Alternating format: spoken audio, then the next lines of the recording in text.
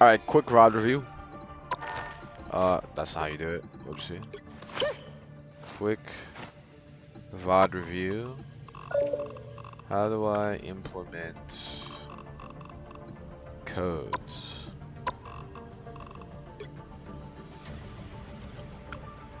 Replay. Sure, there's a way.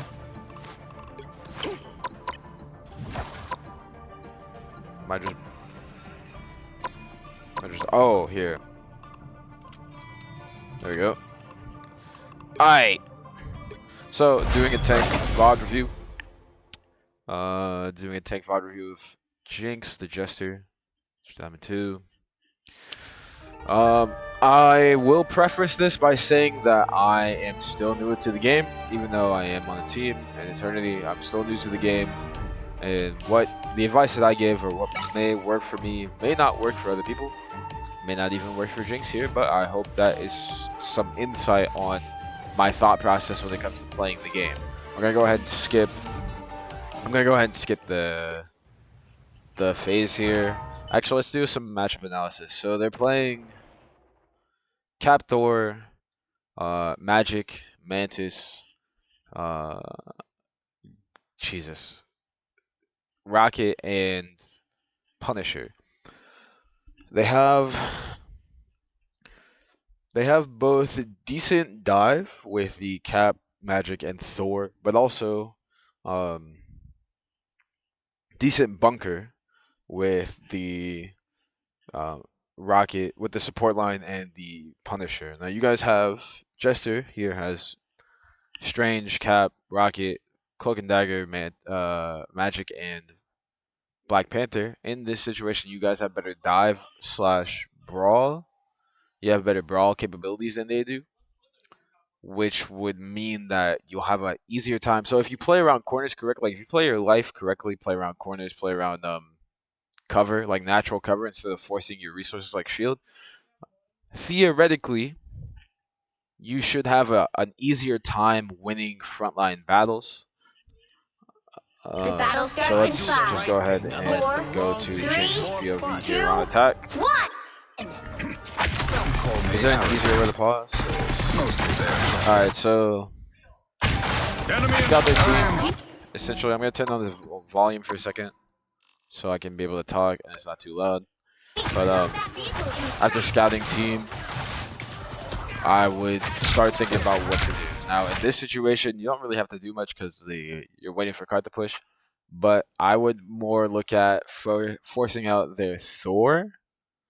I would more focus on like building my charge on Thor instead, and taking high grounds. Because if you take high grounds, they have to expend their abilities to get up there, and you can kind of get up easily. I wonder if I can show it. You can get up to the high ground really easily just by taking this jump pack right here, going up there, and you won't even have to waste your shift ability. And I would kind of just like poke at either poke at Thor and Cap if they're trying to walk up too far, like drop down and help my team, or poke at their backline to get them back up and then drop down and push forward front line. Punish Cap. Oh my god, get this stuff out.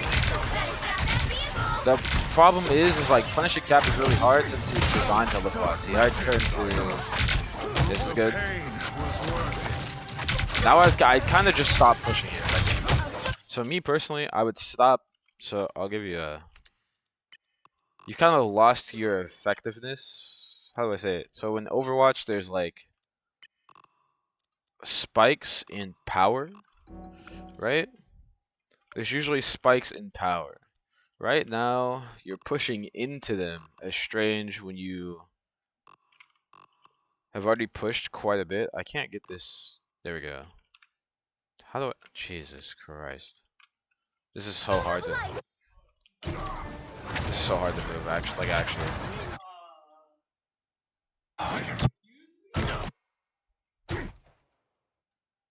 This is actually so hard to move. Anyway, like right here. Focus frontline. Help back. Help anyone that starts trolling going into your team. Right.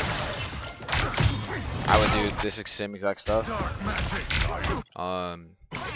Punish store, and then me personally, I would just sit right here and hold this corner until my team is ready to push again. So like if I could show it, I'll probably just go like this back, like right here. They can't really see past the corner.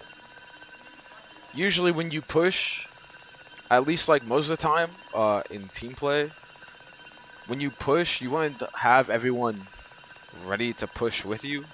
And obviously you can't do that in obviously you can't do that in comp. Like you can, but not everyone's willing to communicate in comp.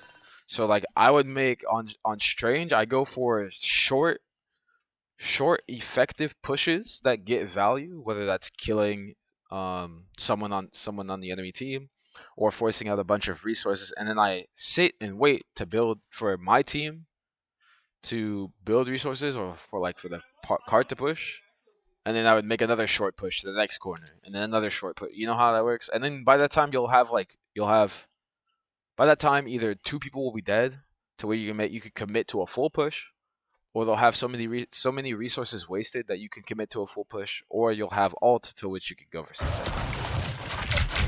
That's kind of how I think about playing Strange. Like this is like exactly like this. Now, yeah, I can commit, punish. This guy's free kill. Yeah, exactly like that. Like push that corner, sit there for a second, and so in Overwatch terms, it's called like, it has many different things: push and pull, my turn. But that's like a key aspect of push and pull. So like, for example, when your team makes a push, you have to be ready to accept the pull from the enemy team, and then they're gonna do a push. It happens all the time in this kind of game, in hero shooters. So it's just understanding your window of effectiveness. It's pretty short. You can't like push and then hard commit after. You'll usually lose the fight every time unless you have specific conditions. But in like a neutral fight, you'll usually lose because you're pushing into the team and they get to shoot into you while you're walking forward, and it's not the other way around. They have like a little bit of a positional advantage. So yeah, understanding a big thing I would say when it comes to playing Strange, but also playing this game and getting better, is understanding push and pull. When you make a push, try to get an understanding of like how far you can go with that push, and then immediately recognize that the enemy team is going to push back. They're gonna pull your aggression, and then they're gonna push back with their own aggression. This is really easy to understand when it comes to ult fights. For example, when you're making a push and you force the enemy team to use Luna ult, that is your time. That is your time to pull. Now it's their push. Now you have to live as long as possible. Either like just live normally with like using cover, healing, using shields, etc. to live their Luna ult, or you sustain it with another support ult of your own and then make a push after, or make a push with that. Usually you want to wait a bit before using. So like for example with Luna ult, it's 12 seconds. You want to wait like 6 to 8 seconds if you can. Like you want to squeeze out the amount of time that you have to use it. What that means is like holding until relatively the last moment to use an ability. So you want to squeeze out how much time you have until you have to use like a support ability, and then you make that push back. By the time the Luna ult should be done, you should have taken your space back, if that makes any sense. But this is good. So far, I'm seeing pretty good Strange play here. I would be checking for people clearing angles because they're kind of staggering right now. Now I'd actually hold the next. Yeah, I would hold like right here. The thing about this game is that since it's fairly new, I don't entirely know a lot of stuff. What are they doing? I don't entirely know everything. which is why I'm figuring it out by playing on a team. But a lot of concepts from Overwatch do and can apply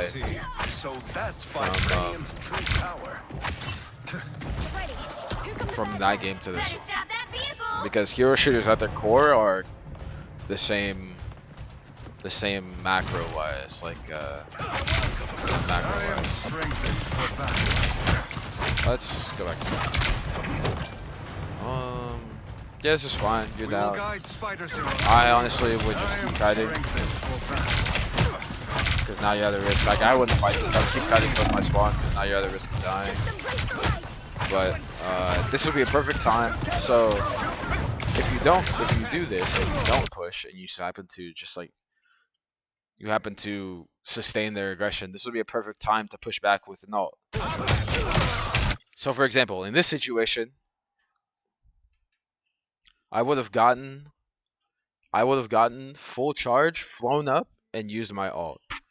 I would have gotten full charge and looked for an opportunity to use my ult here, because this is a perfect time to push back with your own aggression.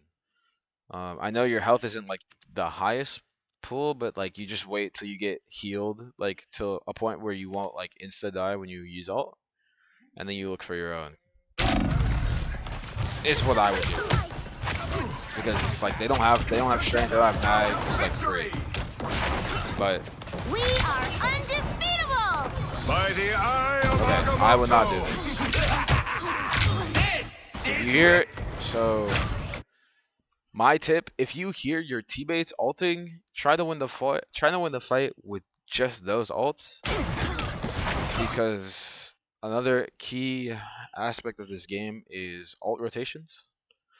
What that means is by rotating 1 or 2 ults per fight in order to squeeze out how much resources you need in order to win a fight. So like, for example,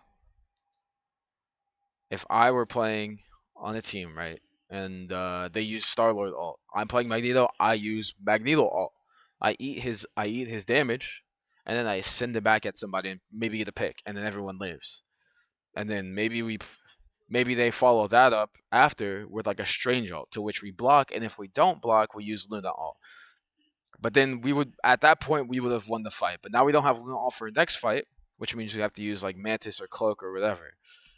You see what I mean? So we want to have as many ults to set us up for the next fight. It's kind of hard because I'm an instinct player, but like if you understand these concepts, it's basically using a minimal amount of ults, 1 or 2, if possible. If you really have to, 3 or more. There is no general rule. It's just kind of like how much your confidence can reward you. But in this instance, you're using both Cap ult and Cloak ult. You don't necessarily they're down, I think 2, so you don't necessarily have to go for this ult here. By the eye of Agamotto. Okay, they weren't down 2. I'm a liar, but you don't necessarily have to go for this ult. You could just like play with your team who's ulting, and then okay. Here's another thing. This is a micro tip for Strange. Big tip: when you're using ult, make sure that you have not used. Yeah, make sure that you. Okay, yeah. Okay. Big tip. Yeah. So when you have your E and your ult, and you're gonna kill a squishy, you want to build your meter as fast as possible. You're doing the right combo. But if it looks like the ult's about to go away, this will kill. So, like, if you just press E here, she will die. If you shoot E immediately right now, how this works is the green soul takes the same amount of damage that her body does, but the damage is not counted as one entity. The damage to the soul, the damage to the actual body is counted as 2 entities. into 1. So it's it's 2 times the damage. Here you could secure this kill if you just right in this moment after using your whip, you shoot and press E immediately. And you would easily get this kill right here. She would die. But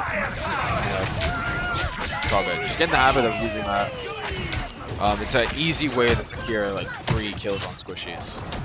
If you just like press E while they're on their soul and their body at the same time. 80% will do. 100% is preferred. You know what I'm saying? But this is where the pull aspect comes into play. So after not securing a kill here on anybody on the team, this is where you should fall back. You've lost your effectiveness, so it's like a graph. How graphs go up and down, or I guess stocks. How stocks go up and down. Essentially, you using your ult was that your huge effectiveness spike. Now that you've used your ult and your E and you haven't killed anybody, like no one has died from your ult, now is the time for you to fall back. You cannot go for more. Going for more results usually in death. Obviously, you can overcome this in certain situations, but in the general term of the general like macro of the game, this is where you pull. This is where you would pull because now they're about to make a push. To which they do. They push back with Rocket ult and Squirrel Girl ult. And now it's a full out brawl. Other setting push and pull and Diamond at least will make you help you win significantly more fights than you're used to. I'd say. That is my personal opinion. Also using ults, having ult like ult economy, and if any of this stuff, another thing, if any of this stuff is not making sense to you, there are plenty of Overwatch coaches like Spilo or Coach OC or Cuffy. You know what I mean? There's a bunch of other coaches that have covered this topic years before me, right? Because that topic heavily applies to this game because they're both hero shooters. So just go on YouTube, look up their videos, and you'll be able to find more in-depth and more detailed explanations that make sense if what I'm saying doesn't make sense. This is not a shill. I genuinely, like, I watch the videos all the time when I played Overwatch. I still do. It's not important. Anyway, here, let's see. Here, it's not a nitpick. It's not a nitpick, but like fighting this front line is good. So if it doesn't seem like it's possible to be able to beat their front line, this is like after the first attempt of push, like now you have no shield, this is where you pull. Like after you found like they didn't back up from your push, they didn't like give you space from their push, now it's your time to pull. This is where I'd stabilize, which would means to just not look for a push, stabilize or like play around corners or covers and heal up, get your resources back like your shield and your E, etc. Wait till that stuff's off cooldown, and then I would look for maybe a TP. This could be either on top of them if you have ults. This could be a positional advantage, maybe above them, directly on top of their supports, etc. I would just look for a TP that's going to give you an advantage over where they're at right now. Preferably, behind them wouldn't be too bad. Like, behind them on the high ground wouldn't be too bad, because it would take Cap and Thor forever to get back, and you'd have easy access to the backline, I guess, and I bet they wouldn't be expecting it. But that is just food for thought. I want you to think about, like, I want you to think about where your TP placements should be, because there's no right or wrong answer. Fighting this front line's fine. it's just gonna be a little hard because this enemy tank line is 100% frontline heavy. Like it's like heavy frontline. You can kill. Good target prior. It's kind of hard to keep up with, I understand. Yeah, in that instance, everyone should be shooting the. Like if it's possible to kill Magic as fast as possible before getting, before having an effective ult, then that'd be best. You could go for something goofy here. Yep, that is. No, okay. Number 2, 3, 4. Tip number 4. Target prioritization. So, what is target prio? I bet you've heard this from many people. It's like target the squishies, for example. I'm gonna go back a little so you're not, so the heartbeat isn't. But it's some people say target the squishies. Some people and then people would go further and say target the supports, and then DPS, and then tanks. Here's a controversial take, and I get this from Spilo. But some people don't agree with this. Some people do. I don't know. You can also watch a Spilo video on this. He has like a 30-minute one on this as well. This topic is target prio. I go for the most deadliest threat, like the most deadliest threat in the game. So like in this team fight, for example, with Magic ults, who's the deadliest threat that you should be looking at? That you should be prioritizing. What is the target that you should be prioritizing?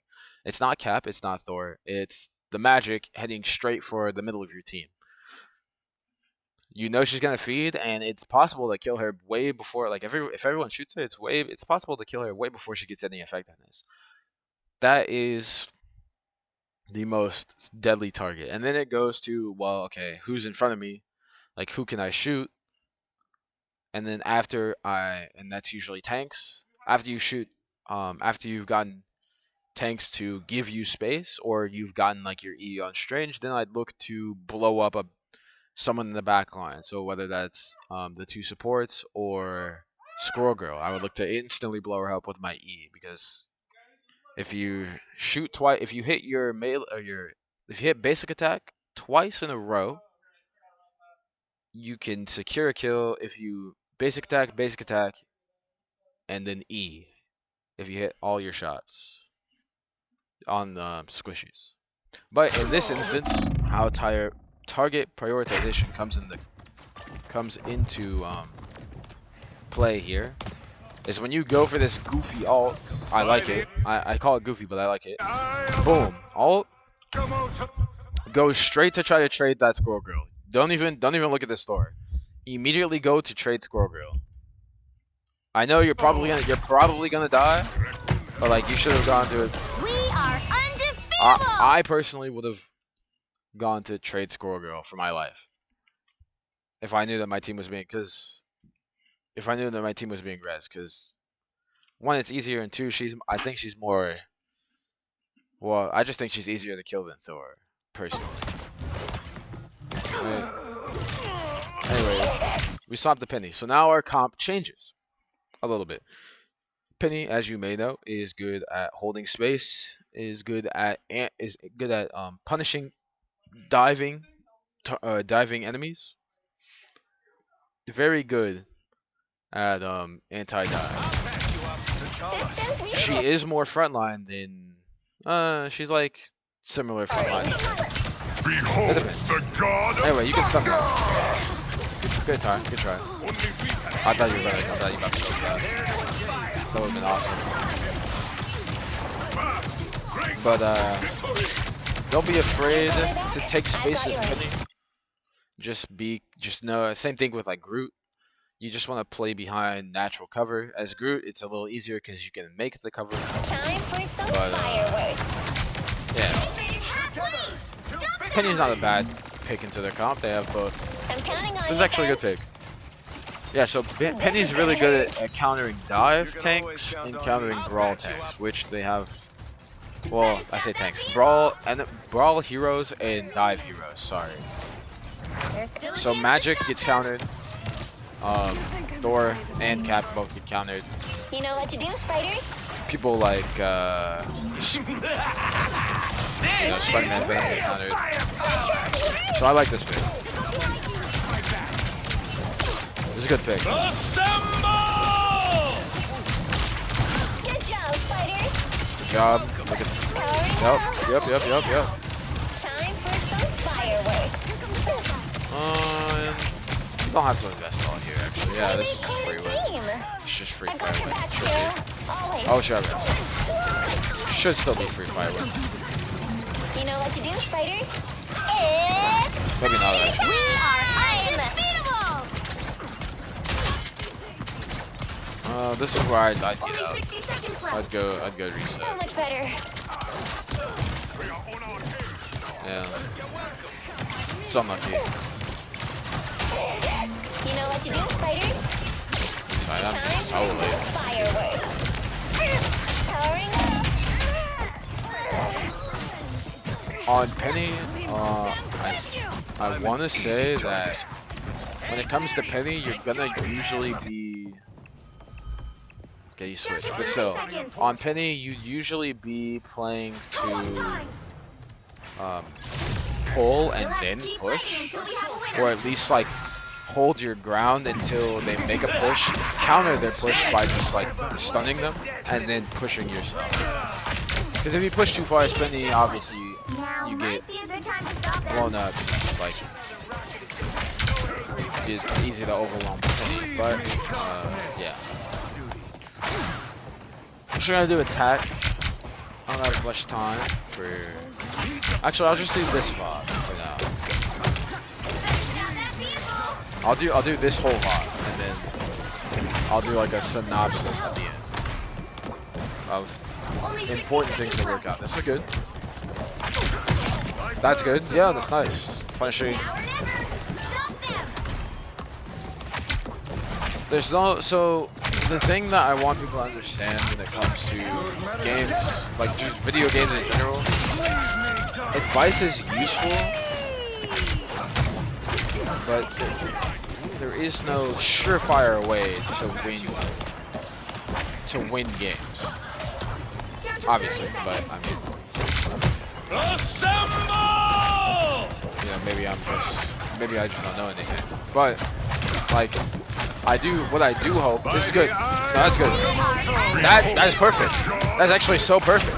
So this is what I mean by push and pull. So for example, this, if I was this Cap, this would essentially be his push, right? This is a terrible Cap ult. This Cap ult is not very good unless he goes and trades the Mantis or the Magic right now, or like someone in your backline. If he kills someone right here with this ult is good. But you notice this would be essentially his push. If his whole team was alive, this would be his push, right? And then you match that. You hold corners. He doesn't make the push. So this would be now it's your time. You've done your pull. It's your time to push. You go for that ult. And that ult was beautiful. Kids too. Mantis does ult. So you can kill. So fun fact. How I was talking about the hitting both the soul and the character model with your E. I know that like your whole team's dead. I would go for a trade here anyway. You can kill because Mantis ult is not Luna ult and doesn't heal a bajillion health. You can actually, if you hit them at the right time, you can kill them in Mantis ult. You can usually kill them. There's like a 60% chance you kill Mantis in her ult. I've done it quite a bit of times, and I don't know. Here, if I saw that like 3 of my people died after hitting a three man, I try to trade like the rest of the team personally, because at least that like makes them panic. That like makes them panic and force ults. But it is last fight. I'm not gonna be too crazy about it. NT. You'll have to keep in fighting TNT. until we have a winner. You'll need a top-notch Let's see what team we're to on win now. this There's one. nothing I can't fix. The battle starts in 5. So you 4, go 3. Namor. I'm assuming I actually don't. I guess that's just your comfortable pick, but they're on the same tank line. They traded the Magic for a Psy, and they still have the same back line and score girl. You guys have Groot now, same back line, but with a Namor and Moon Knight. So because their team is more frontline, your team should be able to stall the time it takes for them to set up, and also punish their pushes a lot harder because you're on like anti-brawl with Groot walls. You can wall in the tanks, and then you have Namor, and which is a bunch of poke damage and spam damage, and then you also have Moon Knight, who is also a bunch of spam damage, but also a bunker buster. And also does really good. He does a lot of damage into. So the reason why he's called Bunker Buster is that he does a lot of damage into enemies that are grouped up when you hit. Obviously, as you guys know, or as you know, when you hit the left click or the right click, any of those two abilities of Moon Knight into a character model, they bounce off and hit the next person. So if people are close by, that's why he's called a Bunker Buster, because he just has to shoot into them and he gets free damage. Then he does the Ankh and gets even more damage, etc. 2, 1. So theoretically, so here I would be playing more distance. There's it's kind of hard to get to it because it's really hard to maneuver this camera. But if I was playing Namor, I would play on this high ground here, if this makes sense. Or like up here or here. I would just be playing cover. I wouldn't be playing next to my tanks at all. Or like even like Jesus. It's so hard to control this actually. How do I'll be playing like this here. Just like, or here. Like just playing cover. You don't cause you don't want to waste your shift ability too early unless you're getting on the high ground that you know no one will punish you for it. But actually, do you ever go back to tank? I'm not here to I don't want to be super mean, but I'm not very I wouldn't say I'm the best person to coach Namor gameplay. Or at least like VOD Namor gameplay. Okay, you do go back to stream. Let's go there. Because like learning these skills is easier. The emanations of power. I would say easier on tank, and it'd be better to focus on tank if you have a really good tank. Obviously, there might be times where you don't get to play it, so that would be like playing other characters kind of busy, but in this instance, I'm a tank player, so I'm gonna bot tank. Mortal pain is no match for the That is Sorcerer just Supreme. be careful when walking out. Make sure that I'm your opening team, a not that you're portal. like all grouped up, but that your team is ready to make a push all together. Being grouped up and waiting for your team to be able to push is two different things. I like this TP. I kind of like. No, this TP's fine. No, this TP's good actually. I'm not gonna be pretentious. That TP was good. Of course. Yeah, I think that was good TP. So what happened? Why you won that team fight? You jumped in their backline, which split their team. Obviously, the Rocket goes that way, but their Mantis for some reason is frontlining. So, like their tanks come back to peel, but their Mantis is on the cart. So if you just make a push right here, and you guys have ults, you should just win this because their team is like completely, they're not locked in right now. I like this team. I think your team over ulted. Like, we didn't need to use 4 ult to win that, but Of course you needed I digress. You know what I mean? So far, there's not much to so when it comes to this VOD, there's not really much micro that will. Well, okay. What I would say is,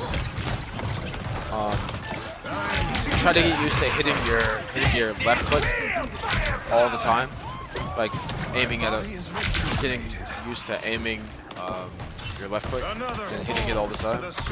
That's like a micro thing, but as far as like everything else goes, okay, I would say you use your E a little. This is one thing I did notice. I think you use your E a little bit too early.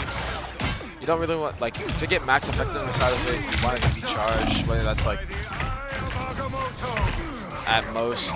I don't like that play right there. Just hold your ult until like you know your whole team's with you, or like if you were to fly, if you flew up and used it, then I'd be fine with that. But anyway, hold your E unless you until you have like 60 or 80 or 100, etc. In order to get like maximum damage, because you could secure a kill. Like, you should be using your E's to secure kills. It's not a get off me button. Like, pressing E won't make them like scared and back off. What it'll do is they'll notice that you don't have your power spike and they'll just try to watch you. So I'd recommend holding your E when you're able to put out a decent amount of burst damage. But anyway, micro-wise, I'd say that your micros on Strange is actually really good. Yeah, I think your macro on Strange is really good. It's really just macro, just like understanding the state of the game and when to do certain things. Like stalling is good. I would just keep stalling point my whole team. Your whole team's dead, you're not getting it. Oh, wait. If your whole team was not with you, I would recommend just dying on point. This is real firepower! Because the main objective for payload is to obviously stop them from pushing it too far, but you can do that by wasting their time. Wasting their time is by keeping the cart in a really bad spot so they can't make a push while it's a tricky concept that to like get to know when and when not to do it, but it's not a concept that you'll have to focus on here. How? You guys win this. You guys should win this. No? Yeah, you guys win this. Final score 1-2-2. Nice. Okay. Now that it's over. Wait, how long? Let me see how long the other one is. If the other one's not too long, then I'll do it. Because we're already 38 minutes, and I'll be honest, my internet's not very good. I don't think. For uploading. But we'll see. 12 minutes. Which one is this? Is this the payload one? Yeah, it is. Yeah, we'll just do that. Anyway, okay, so what do I want to start with? Number 1. Let's start with micro. Let's start with like stuff that has to do with Strange, and then I'll leave the last for the micro. So stuff that has to do with Strange. Get in the habit of using your E at the right time to get a good amount of burst damage on either a squishy target that is on high ground that is threatening your team, or to get the enemy team to take a bunch of damage and back up and have to be healed, forcing resources.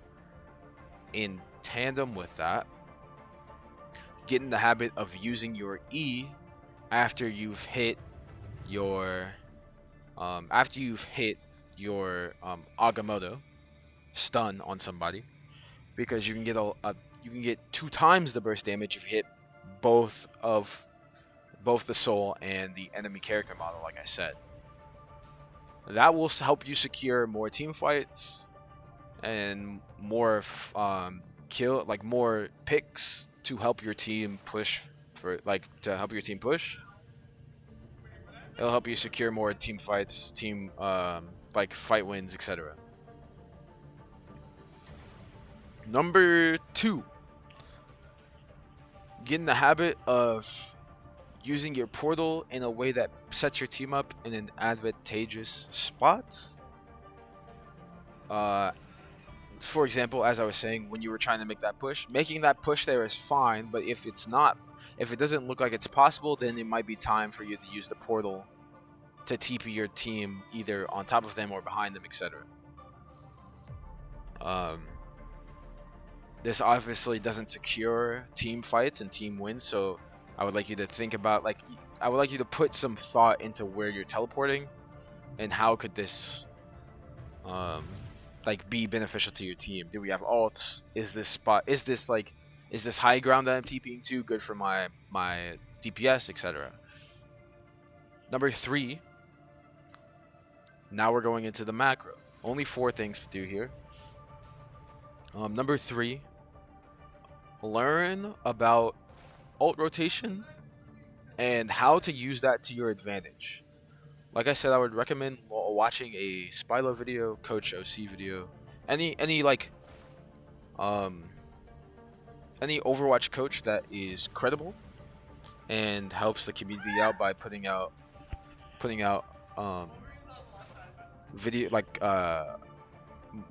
puts out hero shooter concept videos to be able to help people play better. That isn't determined on mechanics, but rather the game state. What ult economy is essentially using ults, preferably 1 to 2, in a team fight strategically in order to win that team fight with just those 2, so you have more for the next team fight in order to win that. And then what it does is it rotates your ults out.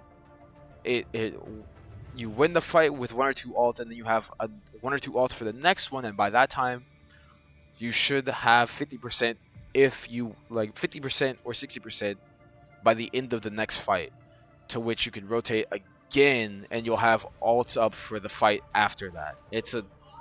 So I'd recommend learning that concept. And then I would recommend learning that concept. And then number 4 would be mastering the art of push and pull when you're on attack or defense.